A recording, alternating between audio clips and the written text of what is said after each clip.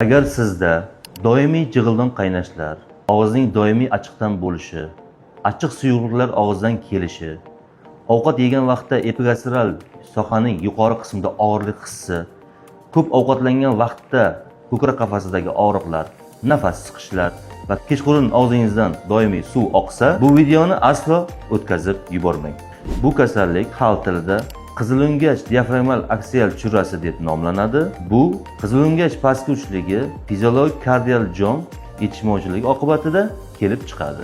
Buni sabablari, ya'ni doimiy sog'lom ovqatlanish tarziga rioya qilmaslik, kechqurungi 18:00 dan keyingi ko'p miqdordagi ovqat iste'mol qilish va harakatsiz erta uyquga ketish oqibatida, ya'ni oshqozondagi ovqat massasini o'z vaqtida 12 barmoqchakka o'tmasdan orqaga qaytib halqishi natijasida kelib chiqargan kasallik hisoblanadi. Bu muammoga qanday yechim beramiz?